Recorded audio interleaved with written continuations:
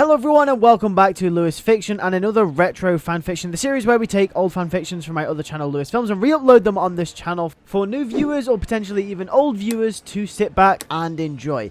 In this video I bring you The Amazing Spider-Man 6, the conclusion to The Amazing Spider-Man rewriting and what it should have been series. So without the way, enjoy the video. We start this movie with Norman Osborn in prison. He has just been sent to prison in the last movie after the death of Donald Mencken and being behind all of the Green Goblin attacks. Then he is approached by someone in prison. It's Herman Schultz. Herman seems pissed off at Norman, that he lied. Norman promised that Spider-Man would be out of the picture and Herman would be getting his big score. Norman says that if he's in, he has one more final plan to take him down. Norman mentions that they've been doing it wrong each time. Each time they have fought Spider-Man, his ability to adapt to a situation and overcome an opponent, combining both his sheer strength, agility and smarts, has put all of the villains he's gone up against at a disadvantage. But one thing he wouldn't be able to deal with, says Norman, is if they all went up against him at once. We then cut to Peter, who is happier than he was before. He feels like a massive weight has been lifted up off of his shoulders since the last movie, and now that he has been honest with MJ, that things will be better than before. He is with MJ and we have a moment where MJ questions why Peter never told her before, and he simply says that when he's Spider-Man, things get complicated. And since this is the last one in the series, we have a little moment where these two characters reflect on everything that has happened over the last couple of movies. Peter's arc, however, isn't over yet. In the last movie, he learned to be honest with the people around him, including MJ and Felicia. However, after the last movie, he started to lose concentration of what it really meant to be responsible as Spider-Man. Yes, the responsibility theme is going to be the final learning curve for Spider-Man in this series, and while that may seem like it's regressing the character, it's almost like a re-evaluation of responsibility. So much has happened over the last few years for this character, and due to other personal arcs and issues, Peter has grown too close to the ones he loves, like I mentioned in the last movie, to the point where protecting them is the only thing he cares about. At the end of the last movie, he saved MJ and then was honest with her. Peter may think that it's fine at the moment, but he really has to realize where he's going wrong. His need is different from his want. His need is that he has a responsibility to protect the city at large as Spider-Man, but his want right now is just to keep MJ safe because he's afraid of what happened to Gwen happening again, and that really being the overarching theme throughout the movies since TASM 3. The theme of not letting slip what once slipped through his fingers, the ones he loves. So that's why this scene is necessary to reflect and really make it apparent that this theme and arc for this movie is the last arc and the last final lesson for Peter Parker. Peter will have a scene with Aunt May where he tells her that he was honest with both Felicia and MJ, and Aunt May will be happy for him and she will tell him that he has done the right thing. Obviously, as we know, Aunt May did tell him to do that at the end of the last movie. There will be a subtle scene where there will be a small crime downtown, but it won't be too large, and Spider-Man won't show up on the scene and Black Cat will end up taking it down instead. Then we will cut to Peter and MJ as he started to spend more time with her. He'll be swinging around the city with MJ on his back, emphasizing the fact that Peter is being Spider-Man for the ones he loves now, rather than the city and everyone at large. The everyman aspect starts to slip away from the character, which is one of the core ideologies of the character too. Peter's final movie and final test is big, not just metaphorically as in this arc, but physically too through the Sinister Six.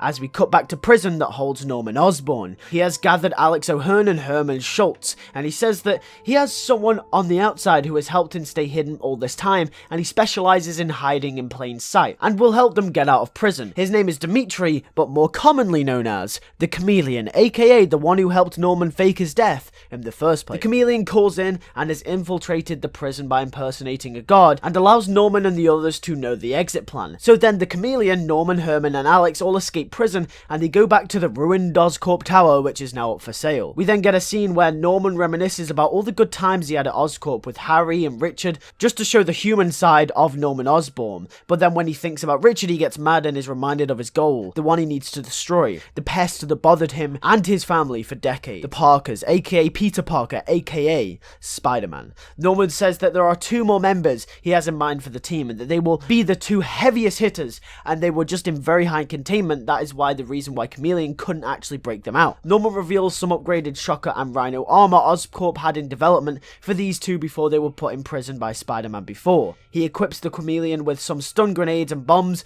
Chameleon Chameleon will be the technician and planner, Shocker and Rhino will be the heavy hitters, and Norman will be working on tech and armor for himself and the others back at Oscorp. Shocker and Rhino head back to the prison to break out none other than Electro and Dr. Otto Octavius, aka Doc Ock. They go back to the prison and Chameleon comes up with the plan. They start blasting the prison to pieces. Meanwhile, Peter Parker is with MJ and MJ gets a call on a phone to come to do a breaking news report. Peter asks what's it about and she says that two supervillains known as the Rhino and the Shocker are blasting Rikers Island to pieces. She prompts Peter to go and that she will be fine. They both leave. MJ is on the scene as the news reporter and Spider-Man swings into action. Now here we will be taking pages from Spider-Man PS4 and also mixed with kind of the Web of Shadows prison break scene vibe too. Meanwhile, the Rhino breaks out Electro and Electro says it's finally good to be free and Rhino says to follow him. They start tearing everything up as Spider-Man lands on the scene and sees Rhino and Electro. Spider-Man will make a witty remark about Shocker and the fact that he was looking forward to beating him a second time. Spider-Man will fight the Rhino and Electro and will be distracted by them. Electro won't be able to get the upper hand as easy as he did before in The Amazing Spider-Man 2, as this scene will showcase how far Peter has come as Spider-Man and his abilities. Meanwhile, Shocker will be with Doc Ock and tried to blast the door down, but he can't. He communicates to Chameleon and he lets him in. Doc Ock has his arms tied to the wall and Shocker breaks him out. He introduces himself to Doc Ock and Ock asks what's going on. Shocker says that just to follow him and all will be explained. Doc Ock escapes too and himself and Shocker will join the Rhino and Electro. Spider-Man will be in pure disbelief. Four of his arch villains have been banded together and are about to take him out when Black Cat arrives on the scene and will help Peter. However, they will escape. Skip forward a bit and we'll have a scene with Peter, MJ and Aunt May and Felicia, who has been invited back to Aunt May's house to a little gathering. There is a little awkward moment where MJ will look over at Felicia and it'll be a little funny moment to add a little bit of tension to the scene as these two characters have never met before. Peter will introduce her as the Black Cat. Peter will be frantic, however. Four of his main villains are out on the streets and he doesn't know what to think. He is breaking down in front of the three people he loves the most, and those three people, all he wants to do is protect each and every one of them. He's afraid because they know who Peter is, they know where he is. The six know the identity of Spider-Man, and they are going after MJ, Felicia, and Aunt May, as well as himself. Peter knows this. Peter is panicking, and this is where we get the gist of Peter just wanting to protect the ones he loves comes in again.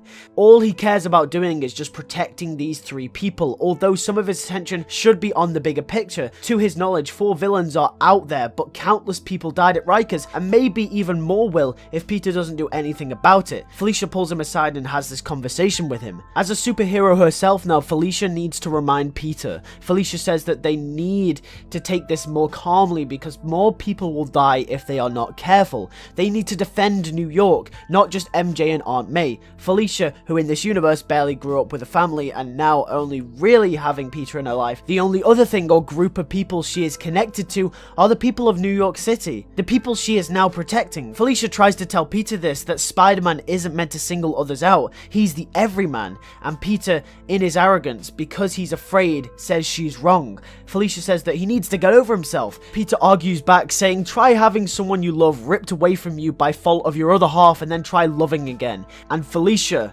has no response. Peter walks off. He uses this as motivation to hunt for the villain, not for the city, but out of being scared. We then get a scene with Norman as the villains arrive back to Oscorp, and then Doc Ock meets Norman for the first time in years. They have a slight argument. Ock saying that he stole everything from him and casted him out. Doc says that he could squash him right now and grabs him with his arms. Norman argues back, well, who stopped you from having a second chance? And then the Doc replies with Spider-Man, and Norman says that's why he's going to be the bigger person and set aside their differences to finally kill Spider-Man and have their revenge and free will. Doc puts him down and agrees to it, but he says once Spider-Man is dead, the feud with them isn't over. Then the Chameleon arrives back and they equip themselves with gear they need. Norman puts on the Goblin mask and the Sinister Six is here. Norman Osborn as the Green Goblin, Herman Schultz as the Shocker, Alex O'Hearn as the Rhino, Dimitri as the Chameleon, Max Dillon as Electro, and Dr. Otto Octavius as Doc Ock. Spider-Man goes to check the only place where all the trouble has been happening over the last couple of years, and what do you know, he was right.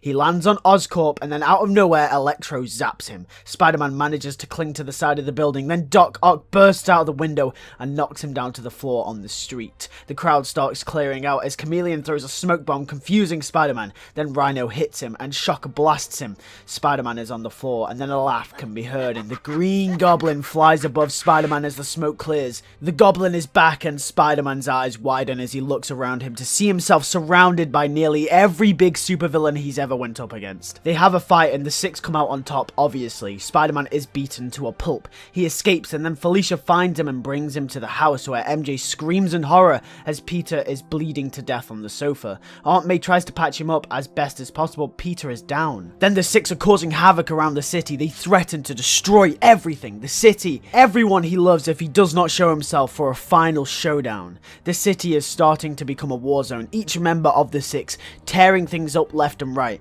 and it's all because Peter pays more attention to the ones he loves rather than the city. Peter looks out the window to the city. Then it clicks. Felicia stands behind him and says, "Do you realize now?" And Peter says, "I do." Peter says, "To save you guys, I have to save everyone else." He says he can't let the city down, especially after everything they've been through with Spider-Man. Felicia stays with MJ and Aunt May just in case the Six come back, or at least a small portion of them do. And Peter, bloody, torn and hurt, walks out onto the street and shouts that he is here. The Sinister Six, all of them arrive on the scene, and it's the standoff of the century. Spider-Man, Peter Parker versus the Sinister Six. Everything has been leading to this. Chameleon throws a smoke bomb. Peter closes his eyes and trusts his spider sense and moves out of the way as Rhino comes charging in. Rhino hits a wall and gets stuck. Shocker tries to blast him, but he jumps out of the way and the blast hits the Rhino even further into the wall and damages his suit.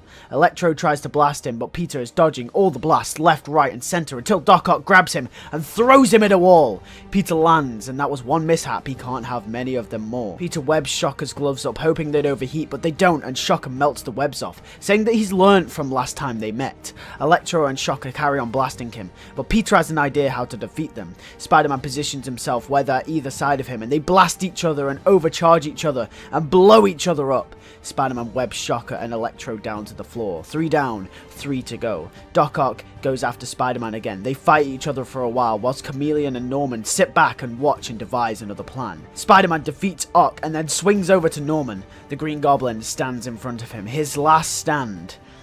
And then he hears MJ's voice behind him. He turns around, and there stands MJ. MJ says that she can't put up with Peter anymore. Being Spider-Man has put too much stress on her. Peter is so confused. She then gets close to the edge of the building. Her feet start quivering. Then the Goblin gets on his glider and says that it's not over yet and he's about to fly off, when MJ leaps off the building. Peter switching attention between the two. He trusts his senses. He thinks.